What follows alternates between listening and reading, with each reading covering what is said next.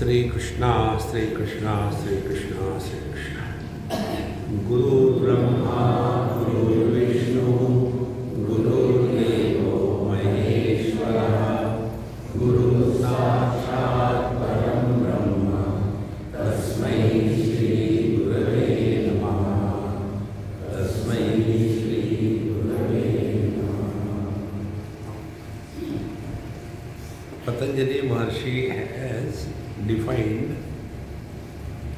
आसना as स्थिर, हिंदी में है ना। पतंजलि महर्षि ने कहा है आसन किसको कहते हैं।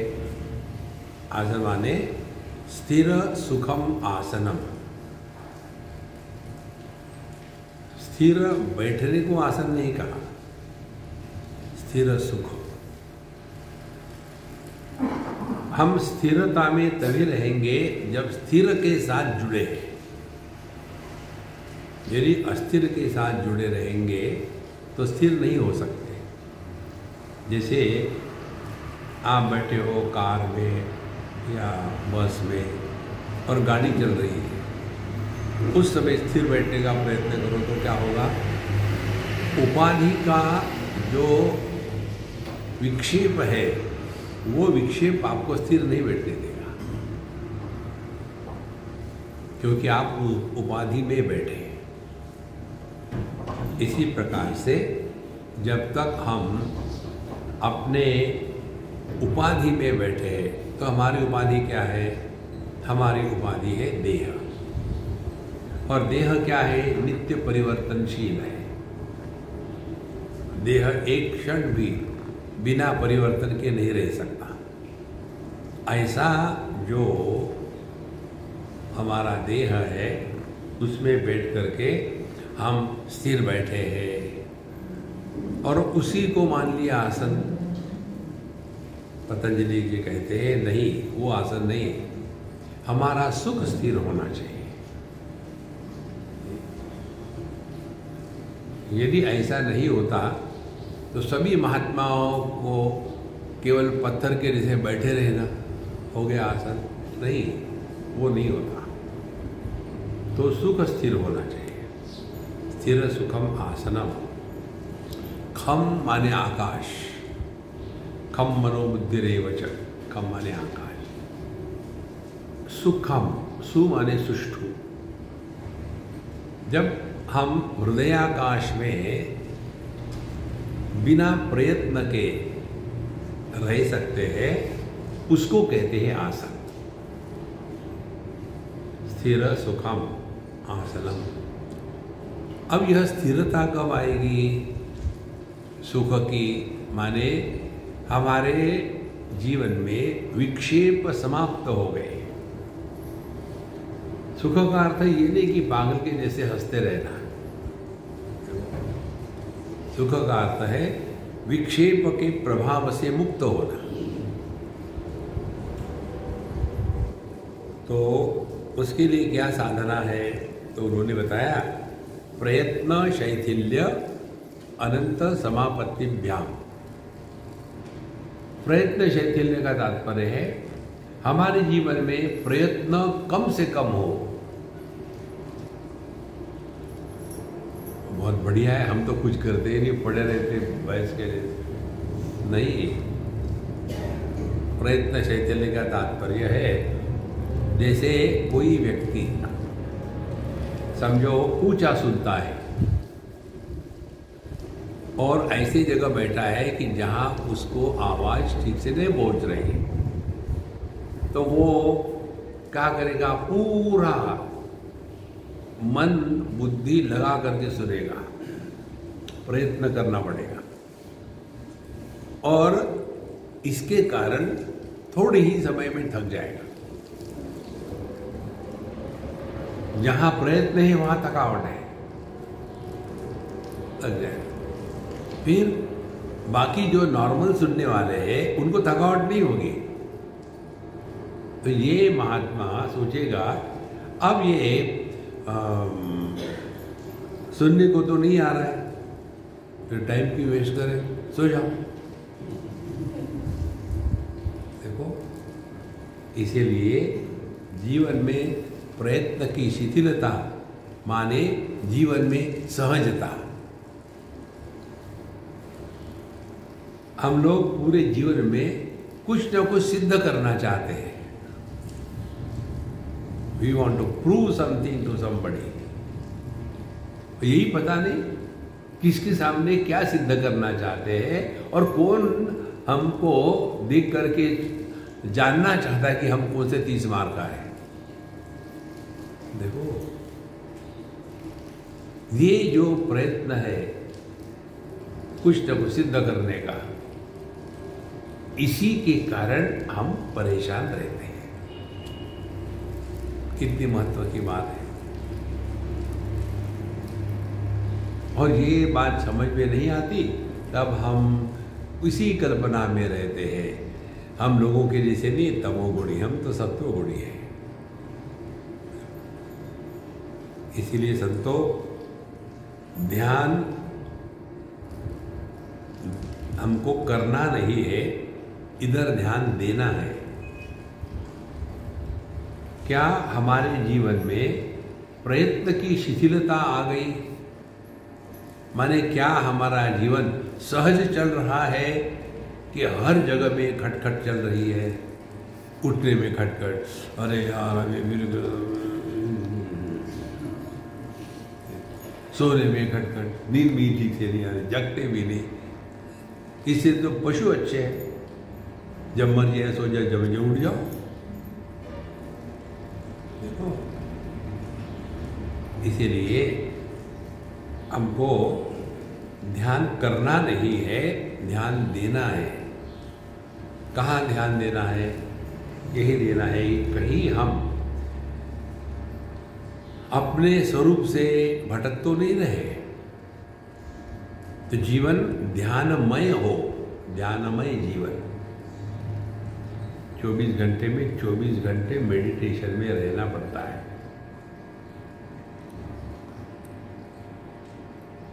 जितना हम कुछ करेंगे उतना हम अपने से दूर चले जाएंगे।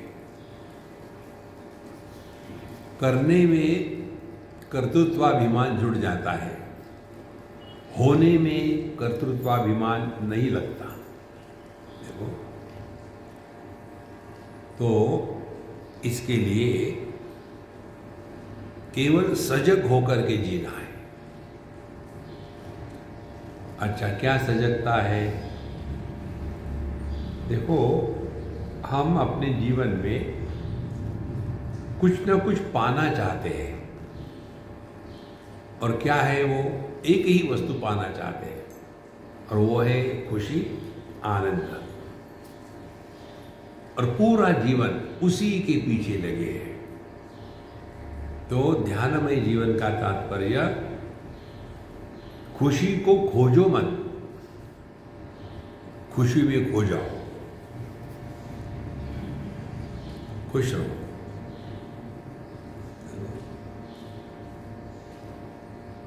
हमेशा दिमाग चढ़ा है, गुस्सा है, क्रोध है, आलस्य है, निद्रा है, प्रमाद है, तो हम प्रकृति के गुलाम बन गए। तो हमको इससे ऊपर उठना है, और ये केवल समझदारी से होगा, दूसरा कुछ नहीं होगा। तो ध्यानमय जीवन माने समझदारी से जीना है, उनको ध्यान करना नहीं। तो कहाँ ध्यान देना है हमको? पहली बात, कंप्लेन करना यह ध्यानमय जीवन नहीं है। कितने ही साधकों का यही एक प्रश्न होता है कि महाराज, जब भी हम मेडिटेशन के लिए बैठते हैं ना, तो मेडिटेशन कर ही नहीं पाते, बहुत ही विक्षेप आते हैं, तो क्या करें? तो आप डिसाइड करो आपको क्या चाहिए, मेडिटेशन चाहिए कि विक्षेप चाहिए, करो। तो पहली स्टेप ध्यानमय जीवन में कंप्लेन करना छोड़ दो। दुनिया के बारे में कंप्लेन करोगे तो दुनिया को सुधारने का प्रयत्न करोगे। रिश्ते नातों वालों की कंप्लेन करोगे तो उनको ठिकाने पर लगाने का प्रयत्न करोगे। हमको अपने मन को लेकर के चिंतन करना है। तो पहली महत्व की बात ध्यानमय जीवन की, हमारे मन में उठने वाली हर एक वृत्ति, उसको कोई ना कोई एक आलंबन चाहिए। Without a reference point thoughts cannot be born.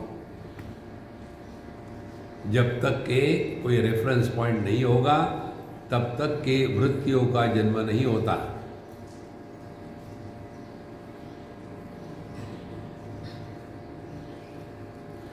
देखो, तो हमारी कौन सी वृत्ति है, कौन सा रेफरेंस पॉइंट है? देह। सभी वृत्तियों का जन्म देह को हमने महत्व दिया है, वहां से शुरू होता है।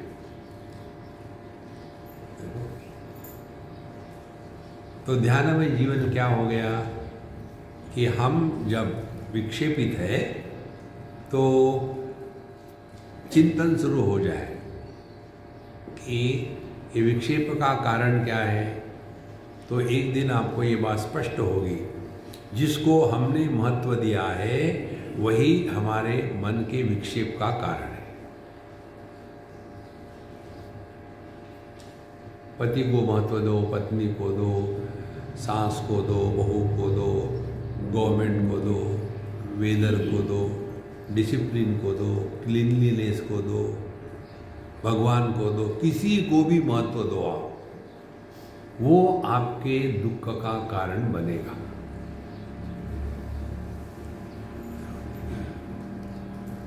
तो यदि हमने किसी को महत्व दिया है तो उसको डिवैल्यू हमको ही करना पड़ेगा, कोई और नहीं कर सकता। जैसे पंक्चुअलिटी को महत्व दे दिया आपने, आदमी ने एकदम समय पर काम करना चाहिए, अच्छी बात है, करो। लेकिन जब ग्रुप में रहते हैं तो हर एक अपने अपने ढंग से चलता है, तो उसको लेकर के विक्षेपित हो जाओ या तो फिर भाड़ में जाने दो। अपने मन को देखो महाराज। जो व्यक्ति अन्य के कारण विक्षेपित होता है, दुखी होता है, वो महामूर्ख शिरोमणि है।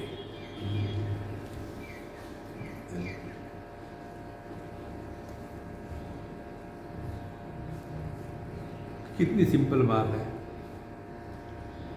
तो महत्व किसको दिया है हमने? अपने मन के शांति को महत्व दो। तो पहले जगत के द्वारा विक्षेपित नहीं होना, यह ध्यानमय जीवन की पहली स्टेप है। ये दुनिया ऐसी ही थी, ऐसी ही है, ऐसी ही रहेगी। तो आपने बहुत बड़ी छलांग लगा ली है आपके जीवन में। अब दूसरी बात आती है कि मनुष्य इस शांति को इतना महत्व देने लग जाता है कि थोड़ी भी कहीं अशांति हो गई तो उसके द्वारा प्रभावित होना शुरू हो गए। धीरे धीरे ये सब बातें समझ में आती हैं। इसलिए हमको सबको इतना ही ध्यान रखना है, अपने मन को शांत रखो। हमको विक्षेपित नहीं होना, दुनिया को जाने दो भाड़ में। तो इस मन को शांत रखने के लिए हमको महत्व जिसको दिया है उसको निकाल देना है। तो पहले अशांति से विक्षेपित होते थे, अब उस शांति को निर्माण करने के लिए और अशांत हो गए।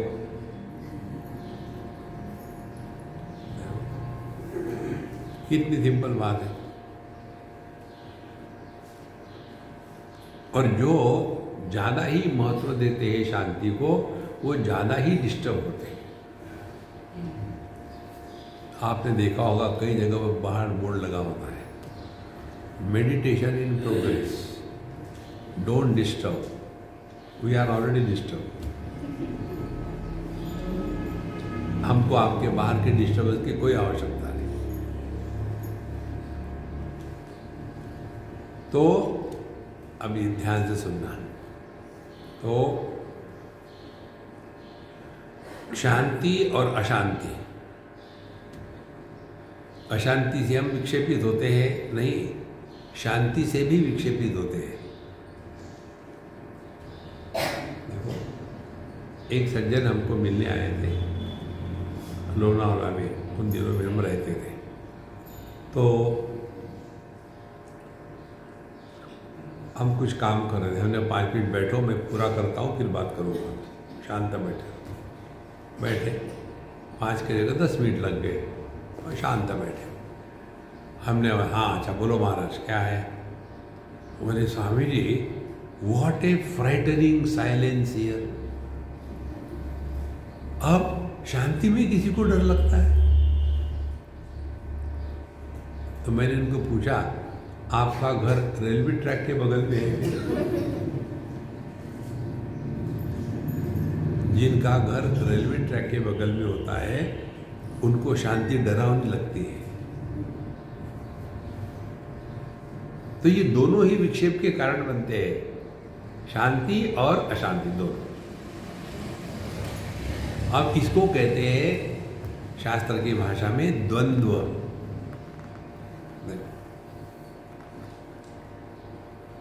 तो ये द्वंद्वों के द्वारा प्रभावित नहीं होना, ये अध्यात्म है, ये ध्यानमय जीवन है। और इसके लिए भगवान ने 15वें अध्याय में ध्यानमय जीवन की प्रक्रिया बताई है। पूरे 15वें अध्याय में यही विषय है। पहले उन्होंने दुनिया का वर्णन किया, बड़ा सुंदर वर्णन किया, और आदमी उसे फंस जाता है। उसके बाद कहते हैं न रूपमस्येह तथोपलभ्यते नान्तो न चादि न संप्रतिष्ठा। न रूपम अस्य इह माने विचार काले। यदि आप थोड़ा चिंतन करो तो ये दुनिया ऊपर उसके मूल है, नीचे डालिया है, फैल रहा है, अधश्चोदम प्रस्फुटा तस्य शाखा गुण प्रवृद्धा विषय प्रवाला, ये आपको कहीं नहीं दिखेगा।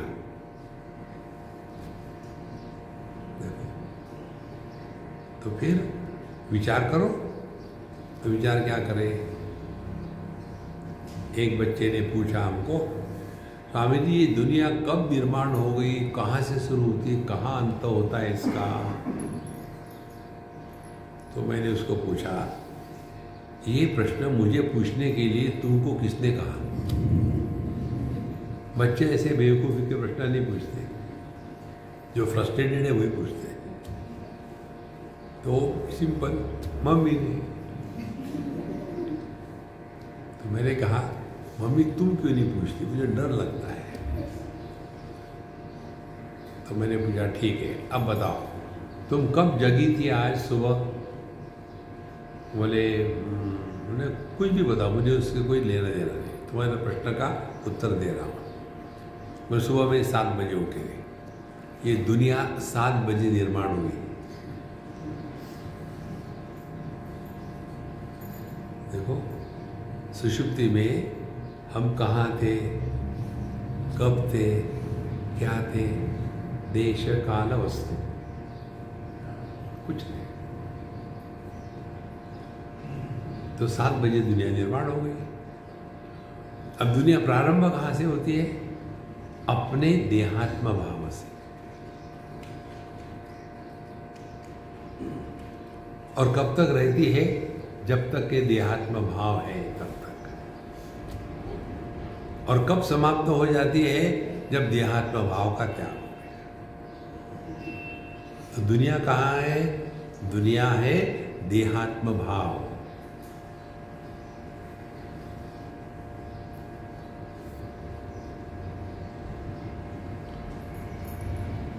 इस चिंतन को हमेशा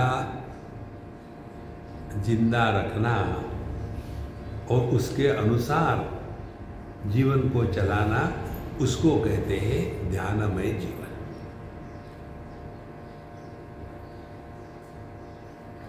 आपको एक दिन क्लिक हो जाएगा ये ठीक से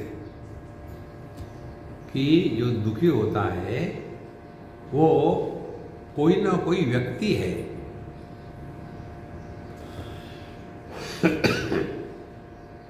हम व्यक्ति है कि अभिव्यक्ति है, इसका चिंतन करो। इस चिंतन में जीना, इसको कहते हैं ध्यानमय जीवन। आधा घंटा चुप बैठना, बाकी बीड़ी फूकना, उसे कुछ नहीं होता।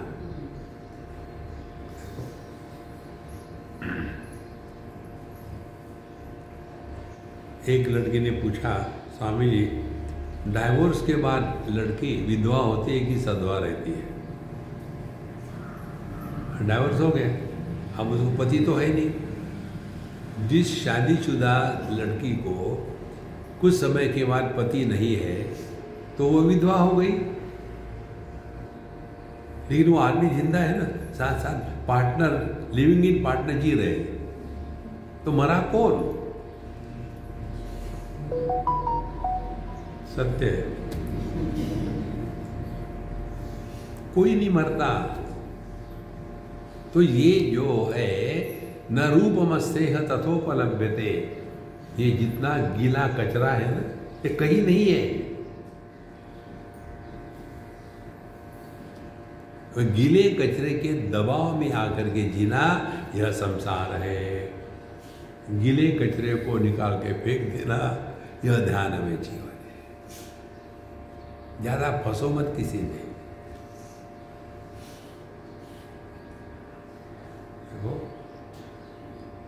ये ठीक है जब आपको पब्लिक में हाँ बड़ों को आदर करना चाहिए, ठीक करो, सब करो, लेकिन ध्यान रहे अपने स्वरूप पर। न रूपमस्तेह तथोपलभ्यते। तो यदि ये हमारे हृदय में बात बैठ गई हो, तब फिर आप देखेंगे कि ये देहात्म भाव से ही दुनिया प्रारंभ होती है, और देहात्म भाव के कारण ही हम सुखी दुखी रहते हैं। तो ये देहात्म भाव क्या है और कैसे इससे हम अपने आप को बचाते हैं? तो कल आपको बात बताई थी हमने, देहात्म भाव होगा ही। दर्पण के सामने खड़े हो तो प्रतिबिंब पड़ेगा ही, आप रोक नहीं सकते। देहात्म भाव होगा ही। लेकिन यदि आप देहात्म भाव को सत्य मान करके चलोगे तो संसार शुरू हो गया। देहात्म भाव को केवल सत्य नहीं मानेंगे, उसका उपयोग करेंगे, तो आप ध्यानमय जीवन जी रहे हैं। जैसे दर्पण के सामने खड़े रहते हैं तो उस दर्पण के प्रतिबिंब को देख करके हम उसका उपयोग करते हैं। .com कहाँ लगाना है, देखो कितने घरों में जाके देखो, वहाँ सभी की सभी दर्पण सौभाग्यवती है, टीका लगा देते हैं बचाने के लिए, फिर काम आएगा। पति है क्या, फिर काम आएगा। देखो, तो जहाँ हम दर्पण में प्रतिबिंब को देखते हैं, उसका उपयोग करते हैं, लेकिन उसको सत्य के रूप में स्वीकार नहीं करते। इसी प्रकार से देहात्म भाव में जीना है, उसकी आवश्यकता है, उपयोगिता है, लेकिन उसको सत्य मान के जिएंगे तो संसारी। तो सत्य मान के जीना माने क्या? हमने अपने आप को व्यक्ति समझा है। ध्यानमय जीवन है व्यक्ति से हट करके अभिव्यक्ति में प्रवेश करना।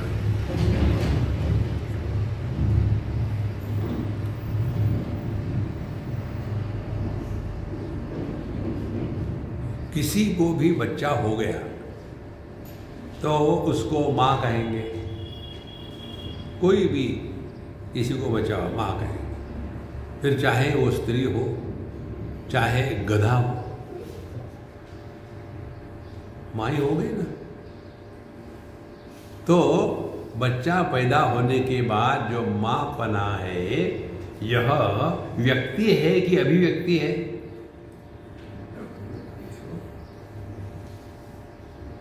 कितनी सिंपल बात है, लेकिन हम अभिव्यक्ति के स्थान पर व्यक्ति बन जाते हैं।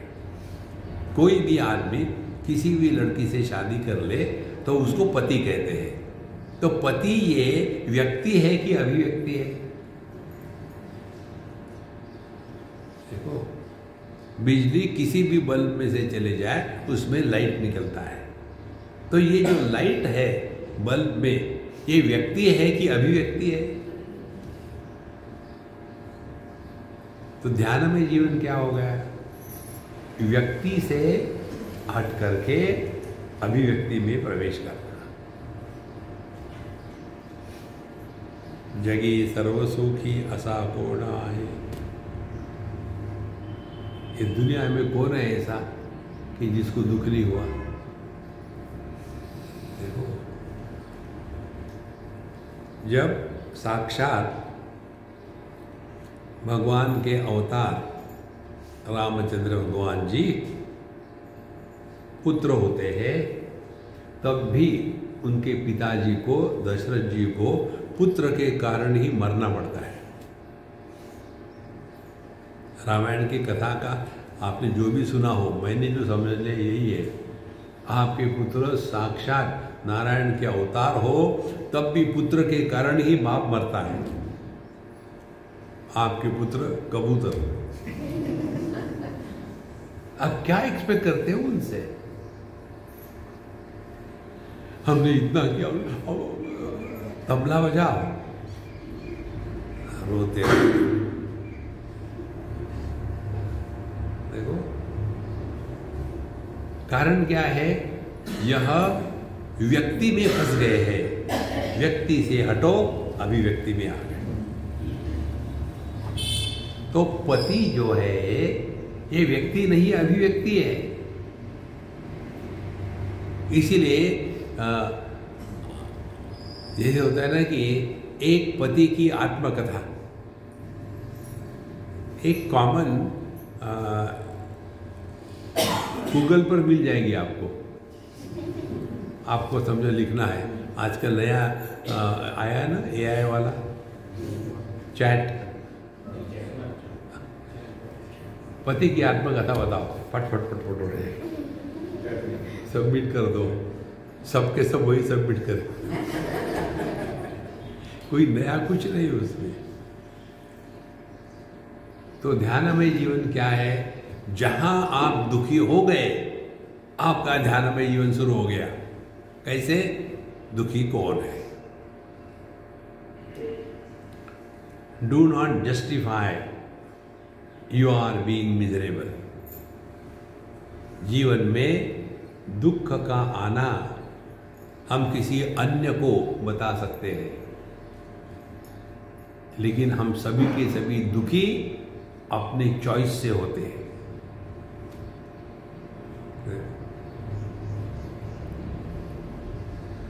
दुखी मत हो तो आपका जीवन ध्यानमय है।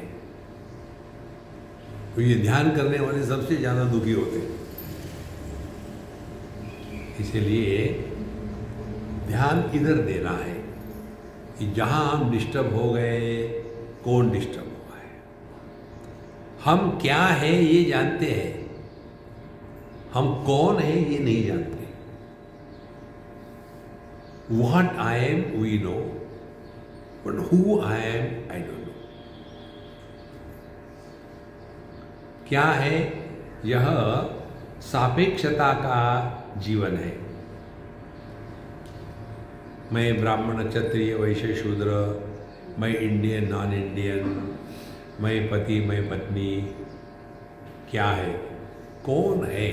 हु एम आई? इधर हमारा ध्यान नहीं जाता।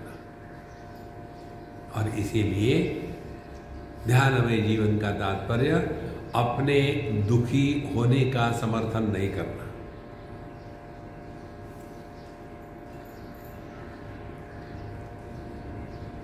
और वो तब हो पाएगा जब हम इसको समझ लेंगे कि दुख का कारण कोई भी हो सकता है, हम सभी के सभी दुखी अपने चॉइस से है।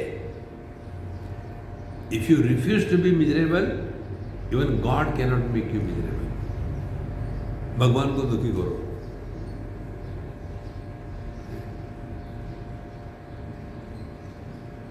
दुख का समर्थन ना करें।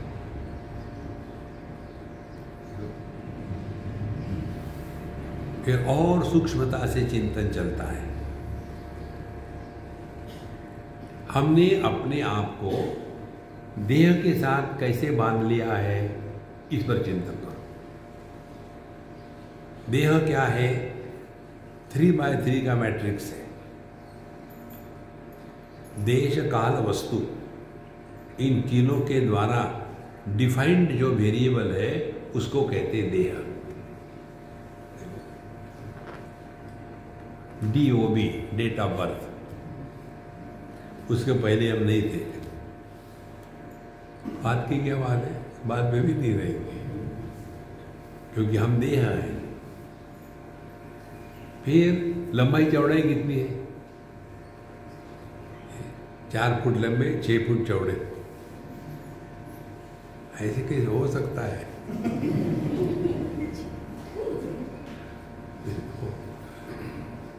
अच्छा महाराज, देश आ गया, काल आ गया, वस्तु आ गई, वजन कितना है? 2 टन।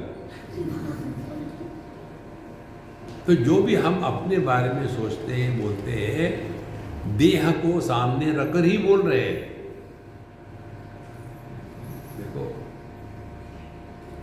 इसीलिए निर्माण मोह, ये जो मोह है, इसी से हमको अपने आप को बचाना है।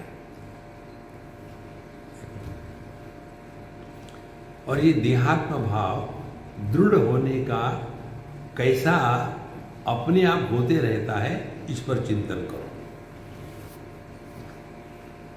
एक बार हम वाराणसी में सत्संग कर रहे थे। उस सत्संग में एक वयस्क विद्वान थे, आते थे नित्य नियम से। अब वो नहीं रहे। गीता प्रेस के कल्याण, इस पत्रिका के वो मुख्य संपादक थे, हमारे बड़े घनिष्ठ मित्र। गीता प्रेस के साथ हमारा बड़ा प्रेम का रिश्ता है। तो उन्होंने मुझे कहा, स्वामी जी, आप एक चीज़ पर बहुत ज़्यादा जोर देते बोलते हो। कौन सी चीज़ है? बोले, अपने भूतकाल के बारे में बोलो मत, और किसी के भूतकाल के बारे में पूछो मत। इसका आप बहुत जोर देते हैं ना? हाँ, देता हूँ। फिर बोले, क्या कारण है? क्योंकि हम यदि अपने बच्चों को अपने पहली बातें नहीं बताएंगे तो उनको कैसे पता चलेगी? हमने कहा, बहुत बढ़िया है, बताओ। फिर बोले, नहीं, आप जो बताते हो उसमें कुछ ना कुछ तथ्य होगा। हमने देखो, पहली बात, कोई भी व्यक्ति हम बुढ़ाऊ लोगों के भूतकाल में इंटरेस्टेड नहीं होता। हर एक को अपने भविष्य की चिंता पड़ी है। हमको भूत लगा हुआ है हमेशा वही बात। जब हम छोटे थे तब हम गिल्ली डंडा खेलते थे, उसके बाद पेड़ पे चढ़ करके खेलते थे। आजकल के बच्चे, उनको दुम नहीं है, पेड़ पे क्यों चढ़ेंगे? उसी को लेकर के फंसे है उसमें। ये बात स्पष्ट समझ लो। Nobody is interested in our past. मैंने ये किया, मैंने वो किया, मैं यहां था, मैं वहां था। Who asked you?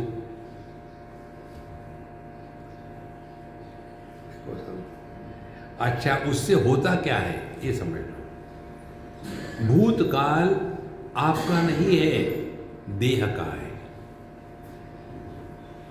बचपन में मैं पेड़ से गिरा था तो मेरी टांग टूट गई थी और फिर फ्रैक्चर हो गया था। तो किसकी टांग टूटी थी? देह की। लेकिन बचपन की वो अनुभूतियाँ उसका बोझा ढो रहे हैं, माने बचपन का देहात्म भाव जिंदा रखा है। फिर जवानी में आए, फिर ये किया वो किया, वहाँ की बात बता रहे, फिर मध्यम वय में आए, वहाँ की बात बता रहे। अननोइंगली क्या हो रहा है?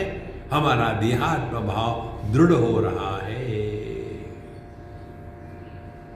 देहात्म भाव को दृढ़ करके जीना यही संसार है।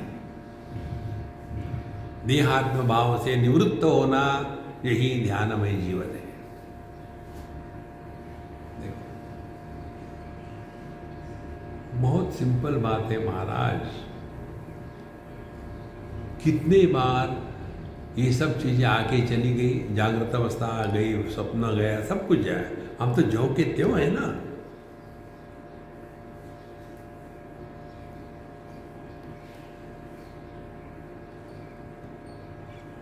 इसीलिए यदि आप इतना सूक्ष्मता से अपने जीवन में उतारने का प्रयत्न करें कि हम अपने भूतकाल के बारे में ना बोले, किसी को ना पूछें,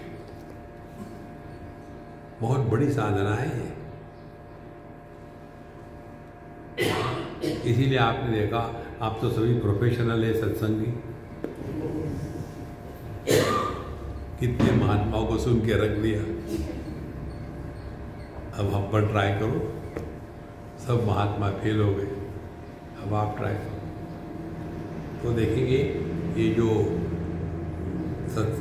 ऐसे रिट्रीट होते हैं, शिविर होते हैं, उसमें कितने नियम होते हैं कि यहाँ से यहाँ वो, फिर वो, उसके बाद इतने ग्रुप बनाओ, एक ग्रुप का एक ग्रुप लीडर होगा, फिर वो डिस्कशन करेंगे, फिर ये करेंगे वो करेंगे। जिसकी जबान लंबी होती है वो बोलते रहते हैं, बाकी क्या।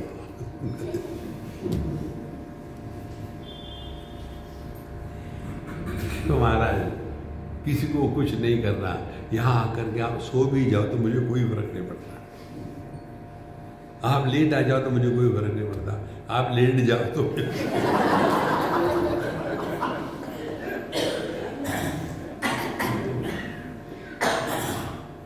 एक बार मुझे किसने पूछा था, स्वामी जी आपके सत्संग में कभी कभी इतना सूक्ष्म विषय होता है और फट से बीच में आप कुछ कह देते हो, सब लोग हंस देते हैं, ऐसा क्यों करते हैं आप? हमने कहा देखो, भक्ति का सत्संग जो होता है ना, उसमें भी लोग सोते हैं, तो उनको जगाने के लिए एक बांग लगाते हैं, अजान, सियावर राम, बच्चे जग जाते हैं, सत्संग चल रहा है। वैसे यहाँ भी जैसे जैसे विषय सूक्ष्म होगा वैसे वैसे धीरे धीरे अब उनको कैसे उठाऊं?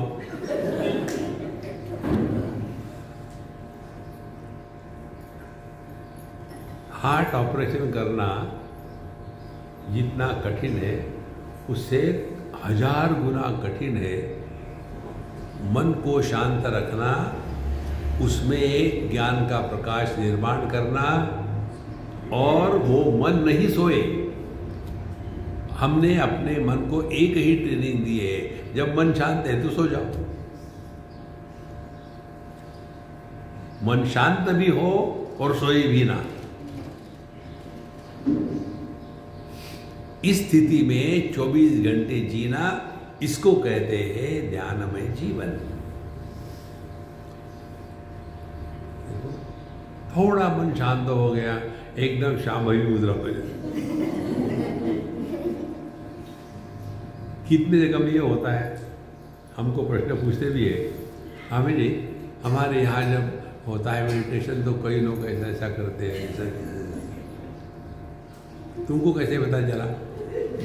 मैं देखता हूँ इधर उधर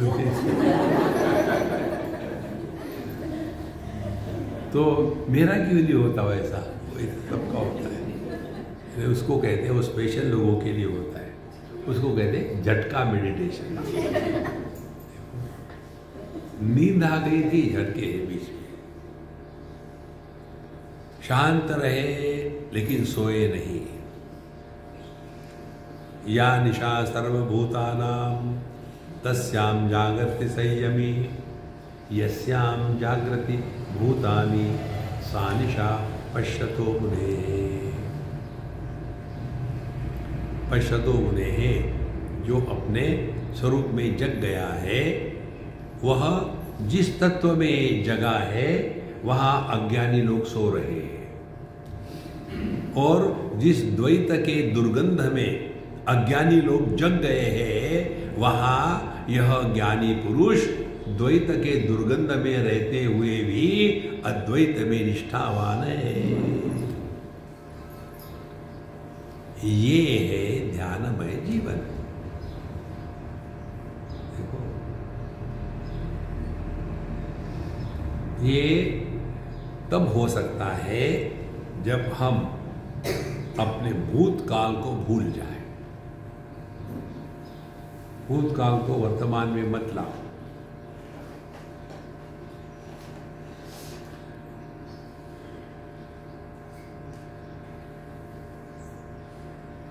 हम जिसको मैं कहते हैं, ये मैं है कौन?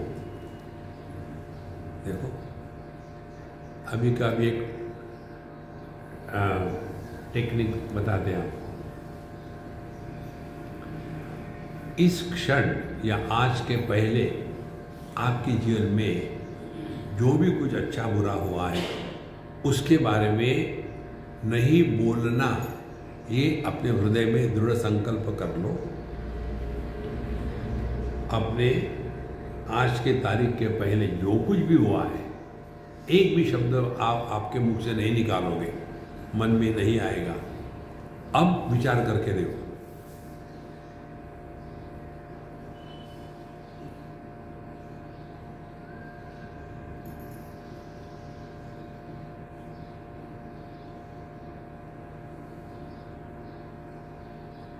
हो गया मन शांत।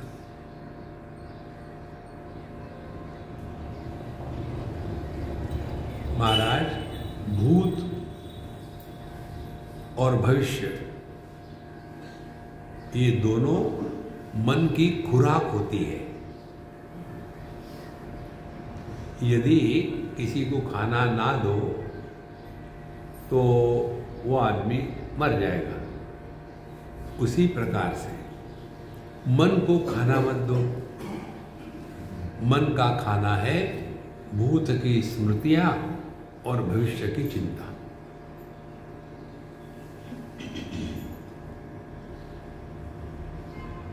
तो ध्यानमय जीवन क्या होगा?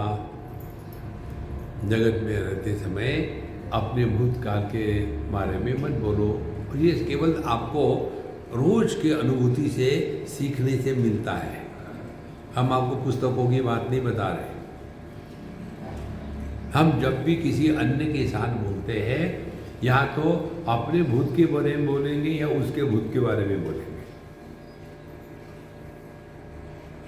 और जब हम अपने साथ बोलते हैं तो भविष्य के बारे में बोलते हैं। अभी जैसे मेडिटेशन खत्म हो जाएगा, जाके नहाएंगे, कई दिनों से नहीं नहाए।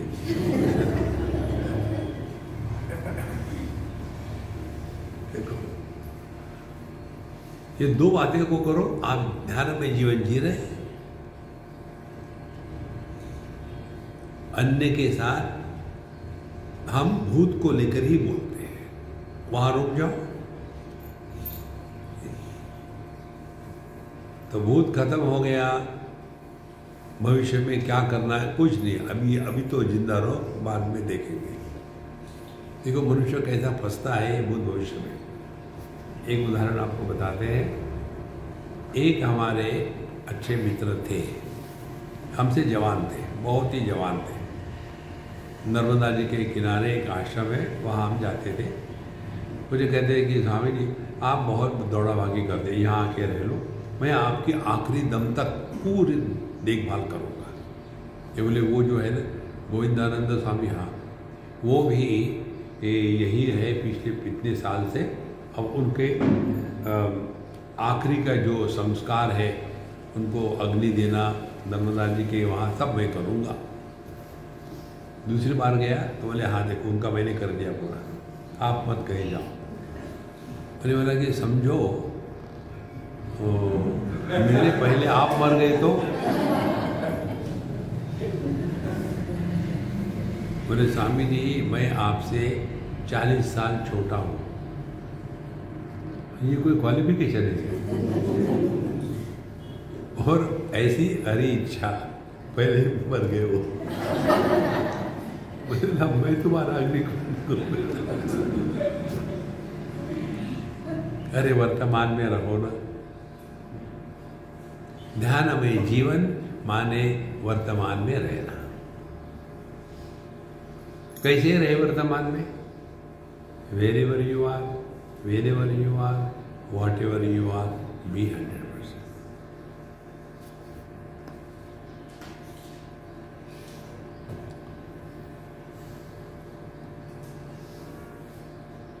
और ये हम सब जानते हैं, लेकिन जानते ही ये नहीं जानते। ध्यान की बात होगी तो शांत बैठेंगे, माने शरीर की जो हलचल है, मूवमेंट, वो बंद हो जाए। फिर मन की भी इधर उधर दौड़ने की जो आदत है वो चुप हो जाए। तो ये कभी होगा नहीं। देखो फिर परेशान, पता नहीं मेरे मन में विचार क्यों आते। अरे बाबा विचार मन में नहीं आएंगे, नाक में आएंगे, कर करके निकाल दो। विचार तो मन में ही आएंगे ना।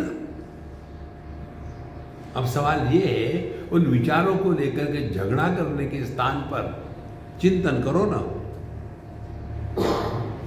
अविचार कृतो बंदा विचारेण निवर्तते। देखो जब हमारे विचार अपूर्ण को लेकर के होते हैं, तब एक विचार के बाद दूसरे विचार का जन्म होता है। जब विचार पूर्ण को लेकर का होता है तो उसी एक पूर्ण के विचार में मन चैतन्य है। मन के चैतन्यीकरण को प्राप्त होना, यह ध्यानमय जीवन है। क्योंकि मन और चैतन्य दोनों ही ज्ञान स्वरूप है, दोनों ही अमर है। मन भी नहीं मरता, चैतन्य भी नहीं मरता। चैतन्य इसलिए नहीं मरता कि सत्य है, और मन इसलिए नहीं मरता क्योंकि मिथ्या है। आप कभी मृग जल का नाश कर पाओगे क्या? कभी आप सूर्योदय सूर्यास्त इसको रोक पाओगे? सूर्योदय सूर्यास्त होता ही नहीं कभी। माने जो सत्य है उसका नाश नहीं होता, जो मिथ्या है उसका भी नाश नहीं होता। मृत्यु है कहां? देखो धीरे धीरे ये बात समझ में आएगी कि मन और चैतन्य एक ही है। जिस ज्ञान में गति है उस ज्ञान को मन कहते हैं, जिस ज्ञान में स्थिति है उस ज्ञान को चैतन्य कहते हैं।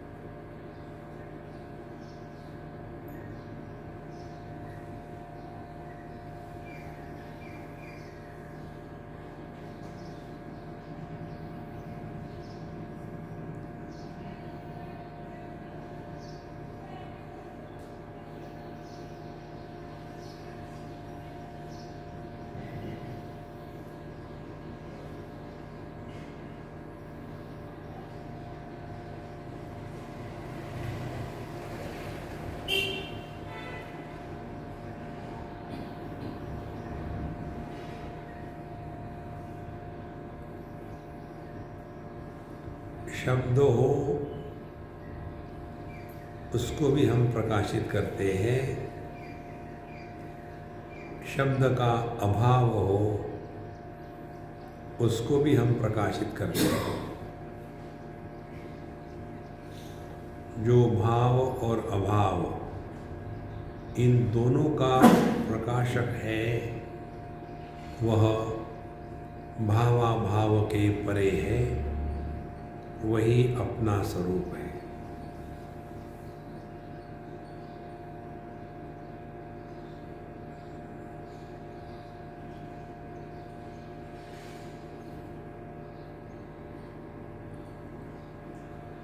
हमें अपने अभाव का अनुभव कभी नहीं हो सकता।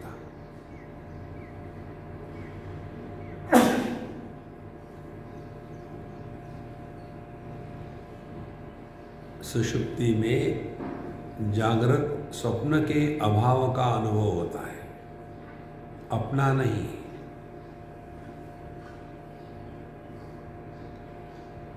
नित्योपलब्धि स्वरूपो हम आत्मा।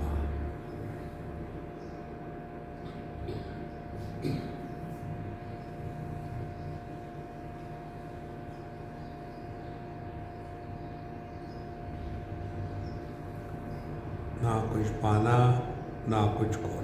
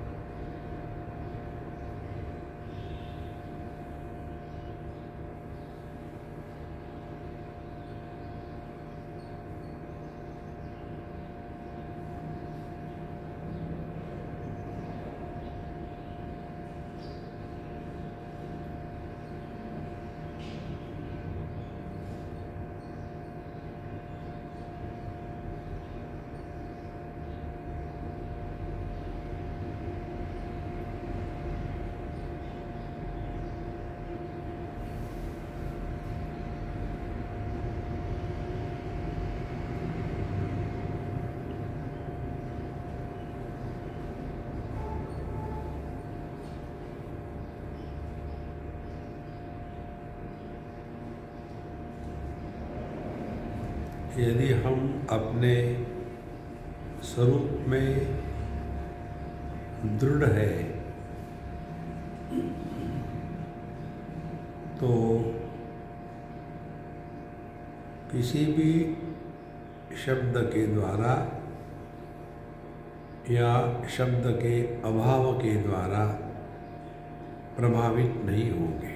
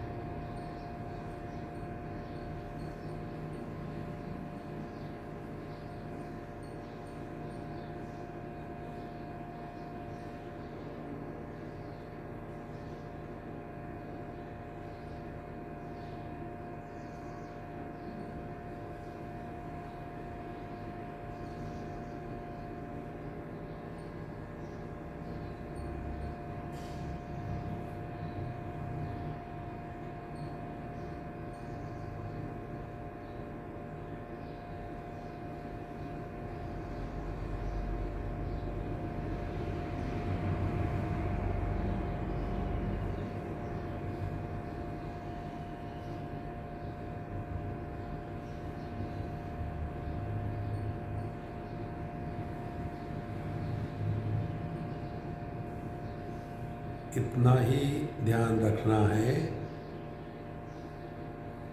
कि हम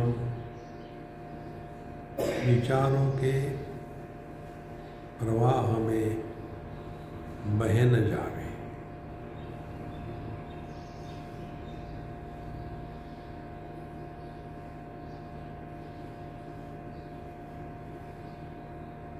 विचारों की समस्या नहीं, समस्या है विचारों के प्रवाह की। हम पानी से नहीं बह जाते, पानी के प्रवाह से बह जाते हैं।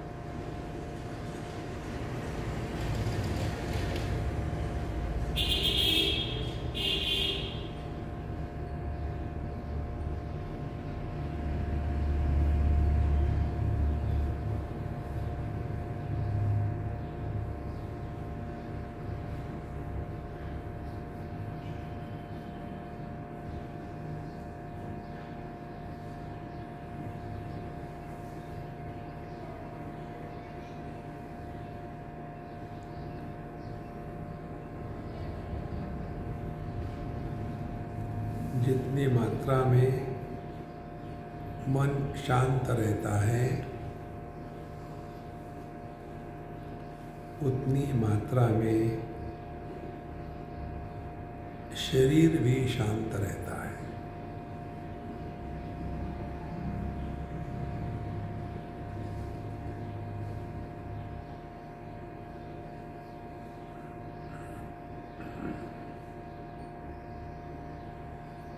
लेकिन यदि जबरदस्ती से शरीर को स्थिर कर दिया तो मन शांत नहीं रहेगा।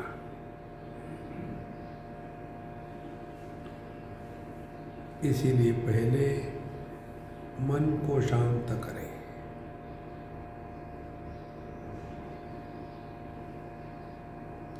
ना भूत की बातें बोलनी, ना भविष्य की चिंता करनी।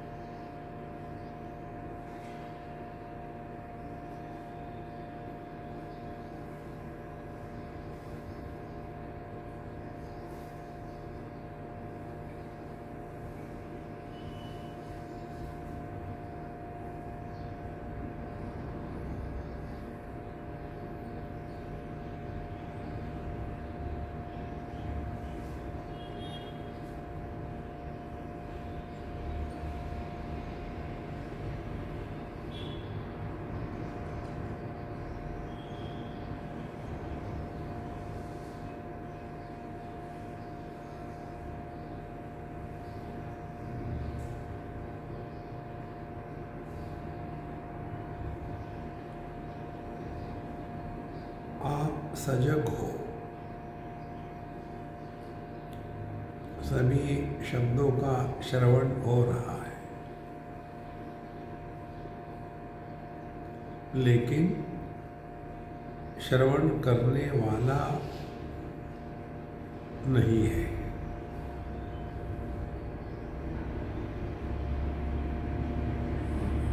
क्योंकि यहाँ व्यक्तित्व नहीं, अभिव्यक्ति है।